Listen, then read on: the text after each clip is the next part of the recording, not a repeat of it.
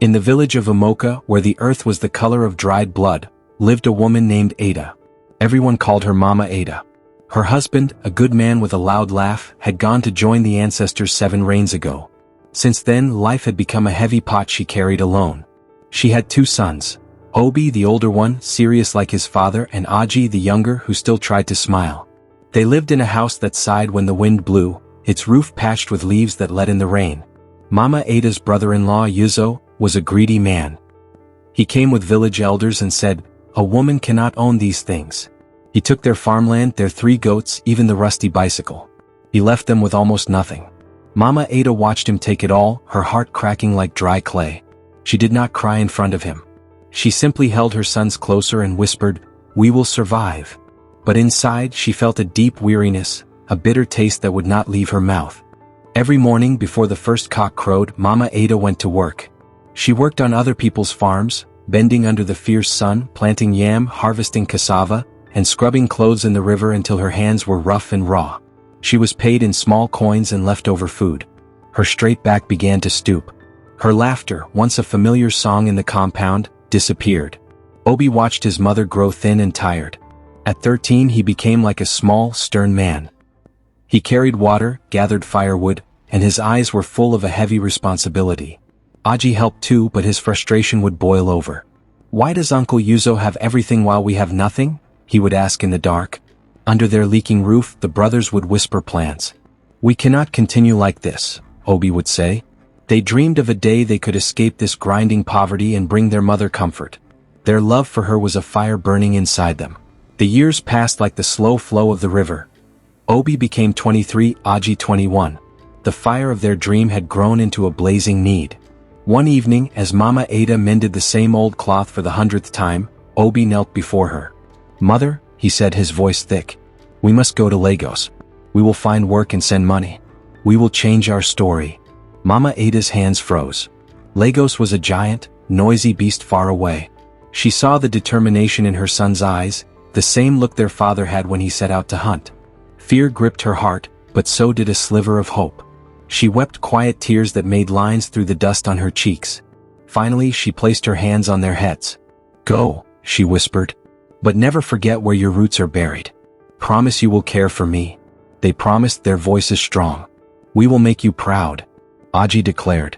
"We will come back rich and build you a palace." They left at dawn with small bags, their hearts swollen with huge hopes.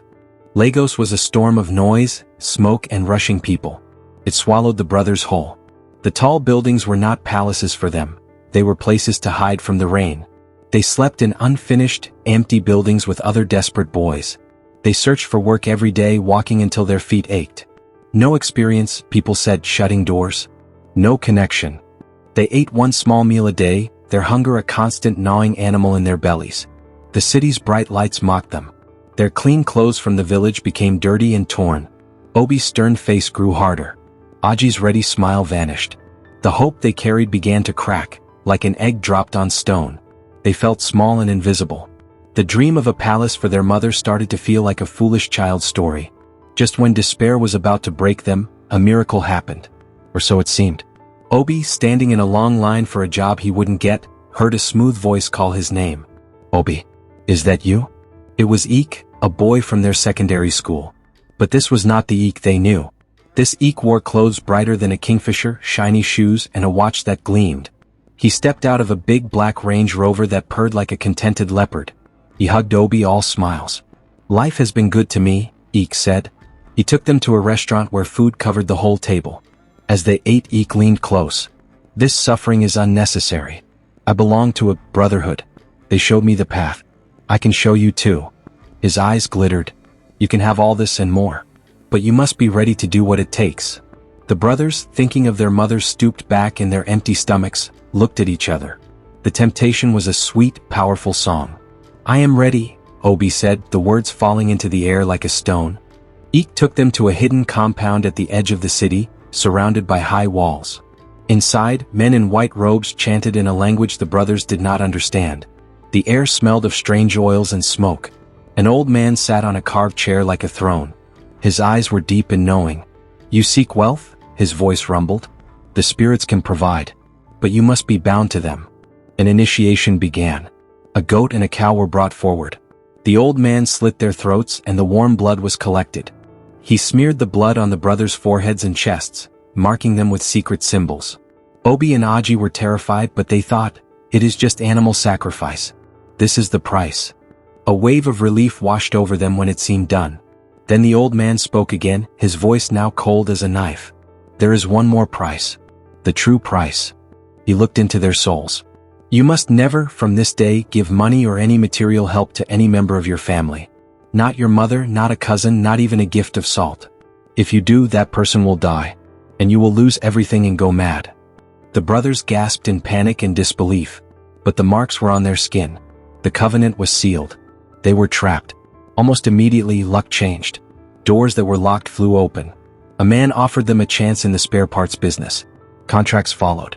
Money flowed like a sudden river. Within months they were rich. They moved from the unfinished building to a luxury apartment, then to big mansions in Lekki and Banana Island. They bought their own Range Rovers. They married beautiful, glamorous women. Obi married Chi and Aji married Ada. They wore the finest clothes and ate in the finest places. To the world they were shining success stories. They even gave money to charities for the public to see. People praised them. But at night, in their quiet moments, a sickness grew in their hearts. They would see photos from home. Mama Ada, older now, still clearing weeds on another woman's farm for a handful of naira. Their mansions felt empty. Their wealth felt like chains.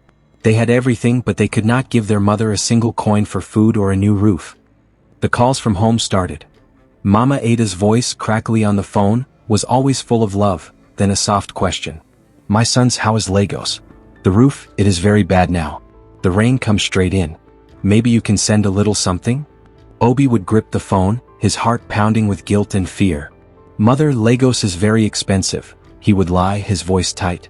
We are struggling too. Things are hard. Aji would look away, shame burning his face. In the village, Mama Kechi, their mother's loyal friend, saw the son's pictures on social media. They were at parties in new cars. She showed Mama Ada. Look at your children. They are living like kings. Why do you suffer? But Mama Ada would shake her head. No, Kechi. They are my boys. They would not forget me. They must be saving up. After 3 years, the brothers finally visited in a convoy of shiny cars. The village erupted in excitement. But when the sons saw their mother's broken mud house, they were ashamed. They stayed only a short while, barely touching the food she cooked with her last savings. They gave her hollow words and empty hugs, then drove away in a cloud of red dust, leaving not a single naira behind. Then the great storm came. It howled through Umoka like an angry spirit, tearing at roofs and trees. In Mama Ada's house, the rotten roof beams, weakened by years of neglect, groaned and then collapsed with a terrible crash right onto her sleeping mat. Neighbors heard the sound and rushed over. They pulled her out, broken and bleeding. She was rushed to the hospital, barely alive. The doctors were grim. Internal bleeding. Broken ribs. She needs surgery now or she will die. It will cost 5 million naira. The village was thrown into panic. Mama Kechi and others sold goats, chickens and jewelry, but it was a tiny drop next to the huge amount needed. Someone called Obi. Your mother is dying. She needs help. In his mansion, Obi saw the call. His blood ran cold. He remembered the old man's warning. He let the call go silent. He blocked the number. Aji did the same. Mama Kechi called again and again, her voice becoming a scream of fury. We see you online. You are buying new shoes while your mother dies. But there was only silence from the rich sons in Lagos. In the village, Yuzo, the greedy brother-in-law, heard the news. He saw the people struggling, saw Mama Ada dying. A strange feeling, one he had not known for years, stirred in his chest. Shame. He remembered the land he stole, the bicycle he took from the weeping widow. He stood up in the village square, his head bowed. I have done wrong, he announced, his voice rough. I return Ada's land to her. Sell it to save her life. The people were stunned. They quickly sold the land. With that money and what the community scraped together, they reached the 5 million naira. The surgery was done. Mama Ada survived, but the news was still grave. The doctors said, her back is badly injured. She may never walk again. She will likely need a wheelchair. Mama Ada woke to a world of pain and the terrible thought that she was now a burden. Mama Ada lay in the hospital, her body broken but her spirit beginning to smolder with a new fire. Mama Kechi visited, raging about the useless sons. They have hearts of stone, she hissed. Then a cunning plan, born of deep love and deep anger, formed in Mama Ada's mind. She whispered it to Mama Kechi. A slow smile spread on her friend's face. It was a desperate, dangerous plan to teach her sons the hardest lesson. They would pretend Mama Ada had died from her injuries. The village would play along. Mama Kechi sent the message, "Your mother did not survive. Come and bury her." Then the village began a loud, dramatic mourning. Wails filled the air. People wore black. In Lagos, when the news came, it hit the brothers like a physical blow. All their guilt, locked away, burst out. They cried like little boys.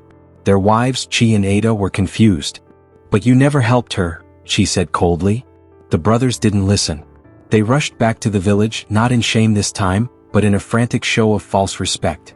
They wanted the world to see they were good sons.